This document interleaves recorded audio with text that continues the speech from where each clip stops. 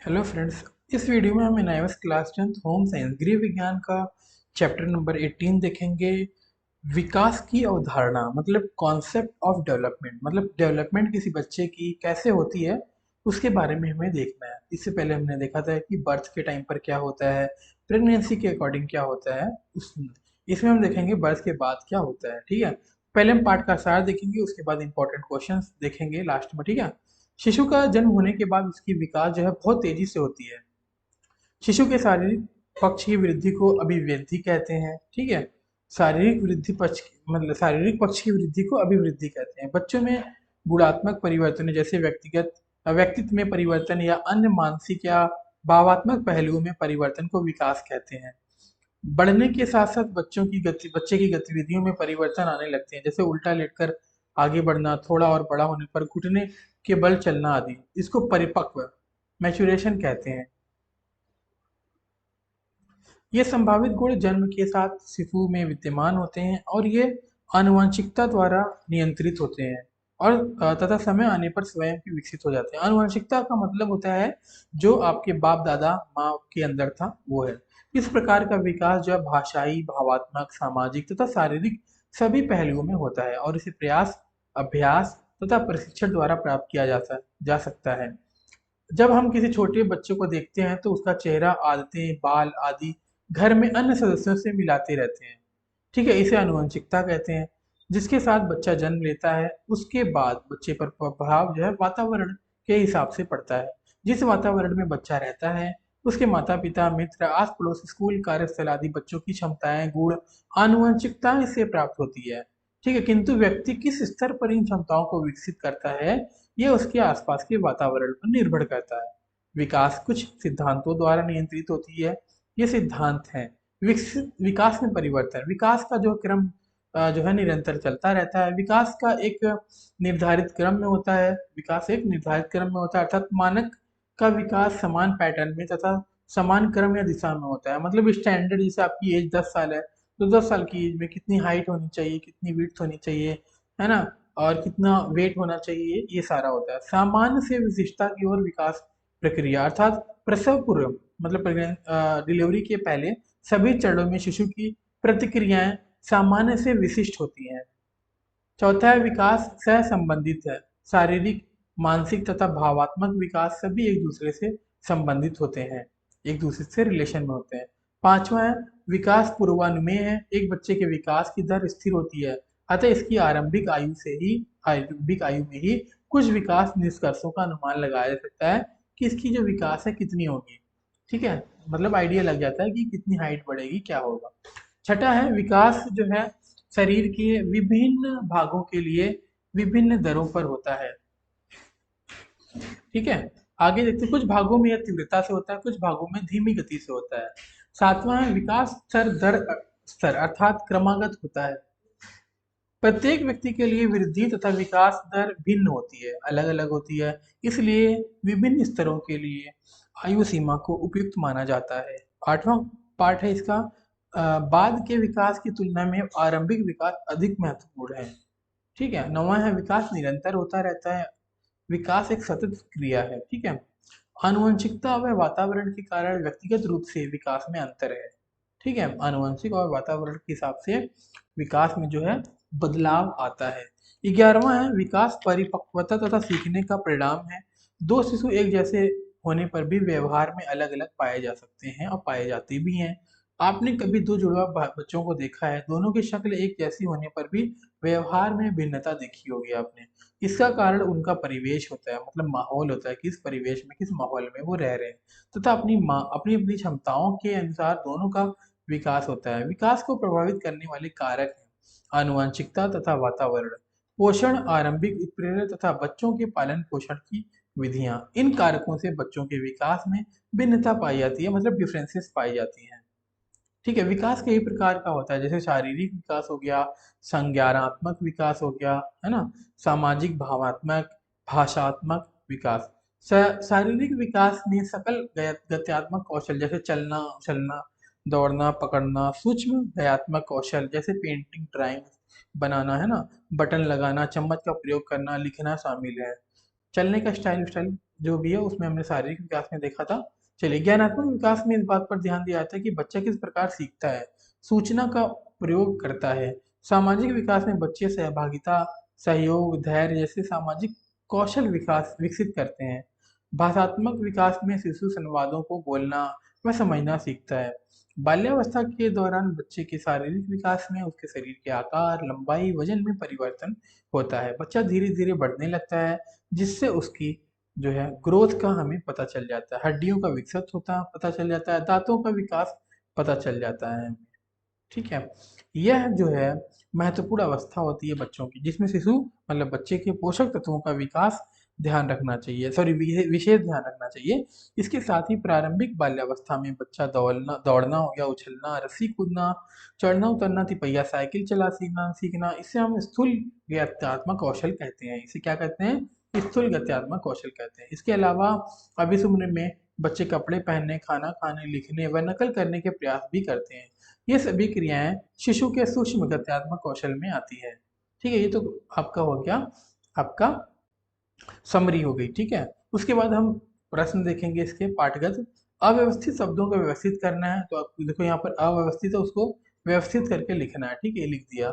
ये सब एग्जाम में नहीं आता। ठीक है, पाठगत प्रश्न 18 को टिक करना है। टिक करने वाला एमसीक्यू जो है वो आता है। बच्चों को बचपन में अपनी आयु से अधिक लंबे होते हैं। बच्चे जो अपने बचपन में अपनी आयु से अधिक लंबे होते हैं, वे किशोरावस्था में भी लंबे होते हैं। इस अवलोकन से विकास का कौन सा सिद्धांत प्राप्त होता है पता चलता है। तो इसमें चार में से कोई एक ऑप्शन है, आप इसमें से टिक कर लीजिए, क्योंकि मैंने अभी भी पढ़ाया है। ठीक है, उसके बाद अभी मैं आंसर दिखाऊंगा, तो आप मैच कर लेना। ठीक है, वीडियो को पॉज करके कर लीजिए। उसके बाद दूसरा क्वेश्चन है, समग्र रूप से बच्चे जिस क्रम में विकसित होते हैं वह दो रुझानों का अनुसरण करते हैं। यथा, इसमें देखो दोनों रुझानों के चार चार पार्ट्स मतलब चार ऑप्शन है, कोई एक आपको टिक करना है। ठीक है, चलिए।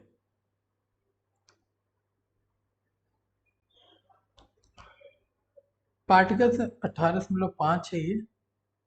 पेज आगे पीछे हो गया आई थिंक, मैं एक बार अरेंज कर देता हूँ। 18 अच्छा ये ऊपर रहा, ठीक है, सॉरी मैं उधर चला गया। तीसरा है यहाँ पर, आपने उसी दिन से बोलना आरंभ नहीं कर दिया था जिस दिन आपका जन्म हुआ था, यद्यपि आपने धीरे धीरे बोलना सीखा था। यह निरंतर जो है सीखते सीखते ही आता है आपको, ऐसा नहीं कि एक दिन में सारा कुछ आप सीख लोगे। ठीक है, तो यहाँ पर कह रहे हैं कि यह सिद्धांत है, विकास का पूर्वानुमान लगाया जाता है, विकास स्तर दर होता है, विकास की दर स्थिर होती है। तो इसका दूसरा ऑप्शन सही, विकास दर स्तर होता है। पहले का दूसरा, दूसरे का चौथा था।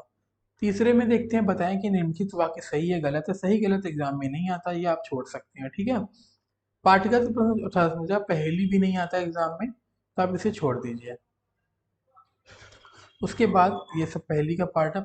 अब 15वें में टिक करना है आपको। यहाँ पर पहला क्वेश्चन, यदि जन्म के समय सूफी की लंबाई 21 इंच है, तो अपने दूसरे जन्म तक उसकी लंबाई कितनी होगी? 32, 34, 42 और एक 40 भी ले लेते हैं। ठीक है, इसमें से कोई एक आपका आंसर होगा। दूसरा है, प्रीति 7 महीने की, उसके मुंह में कृंतक निकल जाने चाहिए, मध्य पश्च या ये। ठीक है, कौन से दांत निकल जाने चाहिए? दौड़ने तथा खेलने जैसे कौशल किस अवस्था में जो है किस अवस्था के दौरान विकसित होते हैं, ये बताना है। जन्म के समय अमित का वजन 7 पाउंड था। ठीक है, अपने जब प्रथम जन्म तो उसका वजन हो गया, कितना हो गया वो बताना है। तो अब देखिए, पहले का जो है ग आंसर है, मतलब कितना होना चाहिए? 42 इंच होना चाहिए। पहले साल डबल होना चाहिए, 42 इंच होना चाहिए। ठीक है, उसके बाद 42 के बाद कम होगा, जस्ट डबल नहीं हुआ, थोड़ा थोड़ा होगा। ठीक है, उसके बाद दूसरे का क्या है देखा आपने? कै देखा, मतलब मध्य होता है एक तक निकलना। दौड़ने और खेलने की कौशल की किस अवस्था में होती है? तो ग में होती है, शैशव अवस्था में होती है। जन्म के समय अमित का वजन 7 पाउंड था, प्रथम जन्मदिन तक उसका कितना हो जाएगा? तो चौथे का ग है, मतलब 21 पाउंड का हो जाएगा, 3 गुना बढ़ जाएगा एक साल में वजन। ठीक है, नवीर मानवीर 5 वर्ष के हैं, उनके शरीर में अंतर किस अवस्था में नजर आने लगेगा? तो यहाँ पर है आरंभिक बाल्यावस्था में। उसके बाद गतिविधि है, ये सब एग्जाम में नहीं आता, आप इसे छोड़ सकते हैं, अपने हिसाब से लिख सकते हैं। ठीक है, कोई इंपॉर्टेंट नहीं है। हम आगे चलते हैं, टाइम वेस्ट करने से अच्छा है आगे कुछ हम पढ़ लेंगे। चलिए, पाठांक प्रश्न है यहाँ पर, निम्नलिखित शब्दों को परिभाषित करें और इनके बीच कम से कम दो अंतर बताने हैं। पहला है अभिवृद्धि तथा विकास। अभिवृद्धि तथा विकास का एक्सप्लेनेशन देते हैं हम। अभिवृद्धि का अर्थ शरीर के आकार और रूप में बढ़ोतरी होता है। अभिवृद्धि परिणात्मक परिवर्तन है, मतलब परिणाम के स्वरूप परिवर्तन है जिसे हम देख तथा माप सकते हैं। पैर के आकार और मांसपेशियों में बढ़ोतरी अभिवृद्धि होती है। ठीक है। उसके बाद दूसरा आनुवंशिकता तथा वातावरण, ये हम पहले देख चुके हैं, देखेंगे अभी। विकास देख लेते हैं पहले। विकास शारीरिक, ज्ञानात्मक, भाषाई, सामाजिक, भावनात्मक, ये सारा विधि है। अंतर देख लेते हैं। अभिवृद्धि जो है मापात्मक है, विकास जो है गुणात्मक है। अभिवृद्धि जीवन के निश्चित समय पर आकर रुक जाती है, जबकि विकास जो है मृत्यु तक चलती रहती है। अब आनुवंशिकता वातावरण देखते हैं। आनुवंशिकता से मतलब होता है बच्चों को अपने माता पिता से मिलने वाले गुण जो जन्म के साथ मिल जाते हैं, जबकि वातावरण बच्चे के व्यवहार अभिव्यक्ति पर प्रभाव डालते हैं, मतलब किस तरह से बोल रहा है, किस तरह से उसकी एक्टिविटीज है। ठीक है। चलिए, जो लक्षण बच्चे को प्राप्त करते हैं उनका विकास जो है वातावरण द्वारा प्रदत्त बहुत जरूरी आवश्यक अवसरों द्वारा ही संपन्न होता है। आनुवंशिकता प्राकृतिक लक्षण है, इसके बारे में कुछ कहा नहीं जा सकता है, जबकि वातावरण स्वयं हमारे हाथ में होता है। हम बच्चों को जैसा वातावरण में देंगे बच्चा जो है वैसा ही हो जाएगा। उसके बाद है नेक्स्ट क्वेश्चन देखते हैं। बच्चों में अभिव्यक्ति अंतरों के 4 कारण बताने। पहला आनुवंशिक तथा वातावरण है, पोषण है, बच्चों के पालन पोषण की विधियां हैं। ठीक है, इसमें 3 ही लिखे हैं, आप एक अपने अकॉर्डिंग अपनी बुक से देखकर लिख लेना। ठीक है। तीसरा क्वेश्चन, अच्छा भावपक्ष विकास मैत्रीपूर्ण संबंधों को स्थापित करने में सहायक होता है। 60 शब्दों में इस विवरण को औचित्य सिद्ध करना है।